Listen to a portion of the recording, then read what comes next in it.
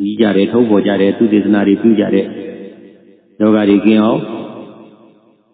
ချမ်းသာတွေပြည့်ဝနဲ့ကောင်းကောင်းမွန်မွန်နေနိုင်ကြအောင်ရှင်ပြောမျိုးဝမ်းမြောက်ဝမ်းသာနဲ့နေနိုင်ရအောင်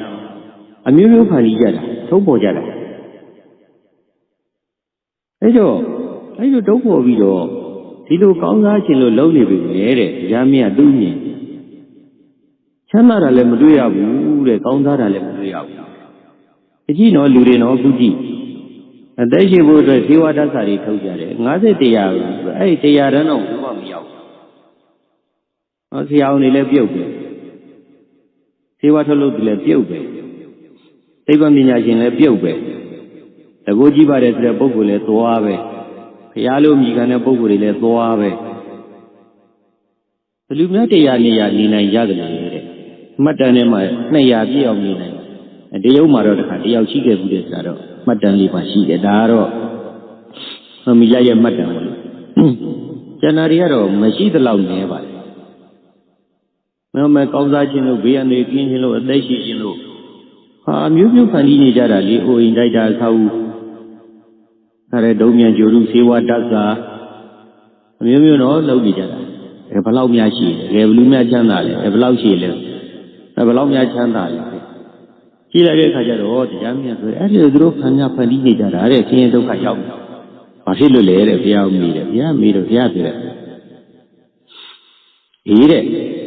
အဲ့ဒါကတဲ့လူတွေကချမ်းသာခြင်းတယ်လို့ပြောပြီးရှားကြပွေကြလောက်ကြကြကြပြီမဲ့သူတို့မှာတဲ့အတွင်းတက်ခံကအိတ်တာမျက်စိရမနာလိုစိတ်ဝန်တို့စိတ်တွေရှိနေကြလို့တဲ့ဘလောက်ပဲဖန်ကြီးသူတို့ဟာမချမ်းသာနိုင်ကြဘူးတဲ့အိတ်တာမျက်စိရမနာလိုတာနဲ့ဝန်တို့တာမနာလိုတယ်ဆိုတာသူများဖြစ်ရင်ကိုယ်မကြိုက်ဘူးသူများချမ်းသာတာသူများရတာသူများတိုးပွားသွားတာအဲ့ဒါကိုမကြိုက်ဘူး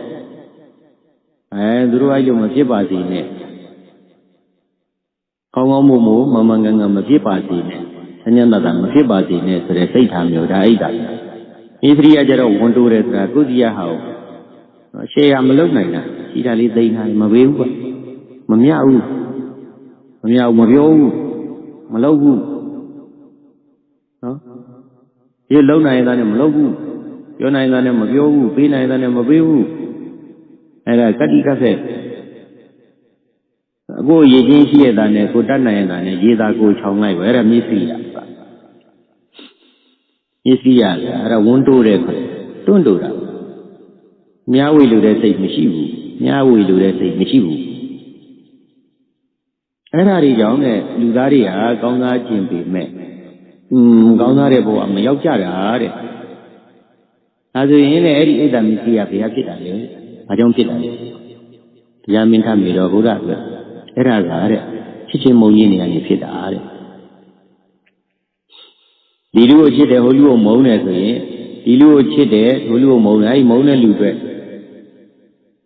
မုန်းတဲ့လူတွေကောင်းတာမဖြစ်စေချင်ဘူးကိုယ်စီကကောင်းမများဝေဘဲလိုက်ပြီးတော့ဘဲလိုက်သွားတဲ့အတွက်ကြောင့်အဲ့ဒီလိုကြီးဖြစ်ကြတာခဲအဲ့တော့ဒါကဒီကနေစတာလေသူပြောတယ်မနာလိုဝန်တိုတယ်မနာလိုဝန်တိုကနေဘာဖြစ်လို့လဲဆိုတော့ချစ်ချင်းမုန်းချင်းအဲ့ဒီခန္ဓာရာကအဲ့ဒီသူ့တော့ငါချစ်တယ်ကွာဆိုတဲ့